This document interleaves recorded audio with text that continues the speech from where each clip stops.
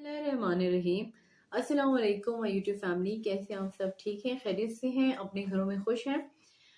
जी, gynae problems के platform से अब तक हम सिर्फ गायनी रिलेटेड इश्यूज पे डिस्कस करते रहे हैं, जैसे कि अनमैरिड गर्ल्स में क्या प्रॉब्लम हो सकती है या मैरिड खवातीन में प्रेगनेंसी के दौरान क्या हो सकता है।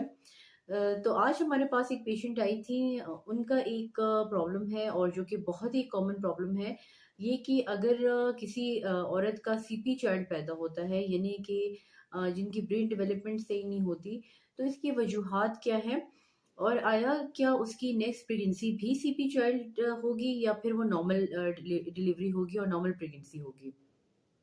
तो आज इस हवाले से हम आपके साथ कुछ डिस्कस करेंगे।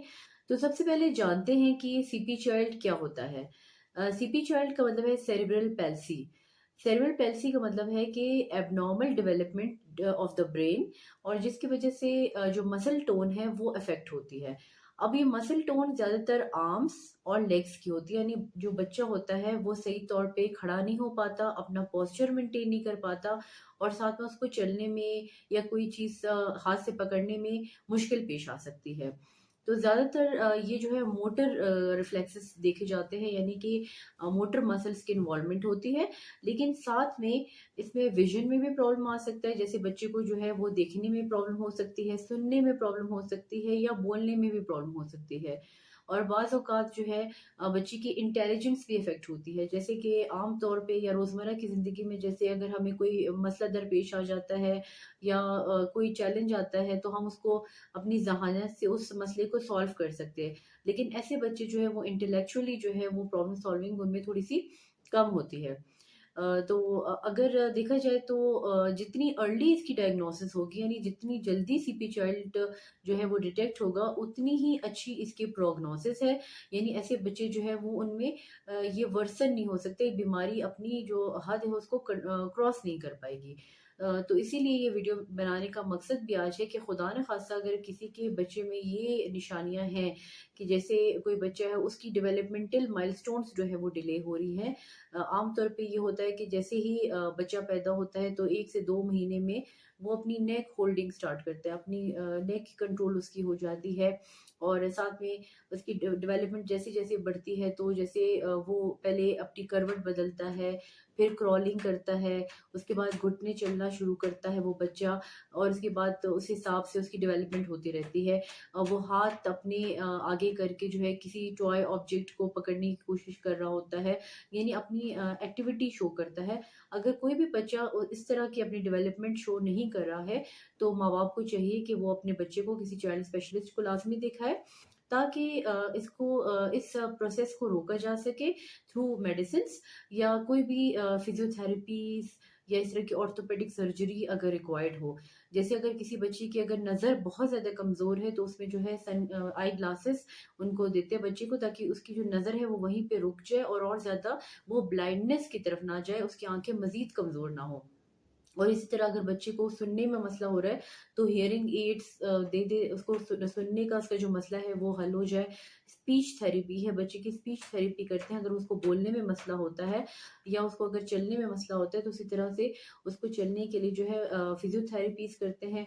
या कोई भी अगर जॉइंट रिलेटेड इशू है, उसकी हड्डियों के मुतल्लिक कोई मसला है, कॉन्ट्रैक्चर्स बन रहे हैं, या उसकी स्पैज़म आ रही है उसके मसल्स में, तो उसके लिए फिजियोथेरेपी की जाती है। तो इसके अलावा हम देखते हैं कि इसकी वजूहात क्या है, किस वजह से जो है वो सीपी चाइल्ड होता है। तो इसमें जो है ड्यूरिंग द प्रेगनेंसी, अगर जब औरत प्रेग्नेंट होती है, और डिलीवरी के दौरान और इवन आफ्टर डिलीवरी जो है बच्चे में अगर कोई भी इस तरह का कोई रिस्क फैक्टर होता है, ऐसा बच्चा जो है वो सीपी चाइल्ड होता है।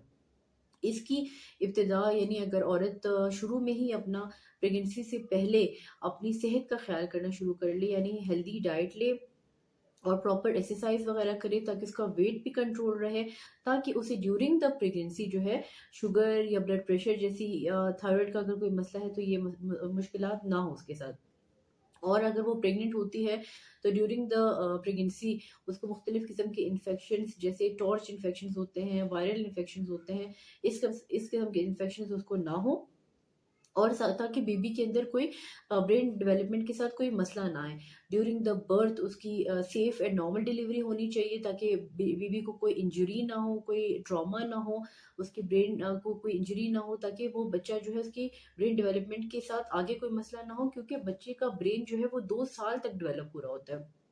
और even during the infancy, infancy यानी 1 साल तक जब बच्चा बढ़ रहा होता है, उस दौरान उसको किसी किस्म का इन्फेक्शन जैसे बैक्टीरियल मेनिंजाइटिस या वायरल इंसेफेलाइटिस ये चीज़ें ना हो। और ख़ास तौर पे जब बच्चा पैदा होता है, अक्सर औक़ात देखा गया है कि 1 से 2 दिन के लिए उसके माइल्ड जॉइंटिस होता है, हल्का सा ये अरकान होता है। लेकिन अगर ये अरकान बहुत सिवियर हो, तो इस केस में भी उसकी ब्रेन डेवलपमेंट में मसला हो सकता है। तो ये मुख्तलिफ किस्म के इन्फेक्शंस हो गए, जॉइंटिस हो गया, या औरत का अगर कोई बच्चा वक्त से पहले पैदा हो रहा है, जैसे प्री टर्म बेबी है या लो बर्थ वेट बेबी है, तो ऐसे बच्चों में भी सीपी चाइल्ड होने का रिस्क जो है वो बढ़ जाता है। जी, तो कोशिश करें कि अपने आप को प्रेगनेंसी के दौरान या डिलीवरी के दौरान ऐसे ख़तरात से बचाएं, ताकि आपके बच्चे, आपका जो होने वाला बच्चा है वो हेल्दी पैदा हो और आप भी सेफ रहें। तो उम्मीद करती हूँ कि मेरी ये वीडियो आपको इन्फॉर्मेटिव रही लगी होगी और आपके लिए इंशाल्लाह आपकी फैमिली के लिए जो है फ़ायदेमंद साबित होगी। तब तक के मिलते हैं अगली वीडियो में। मेरी तरफ से अल्लाह हाफ़िज़।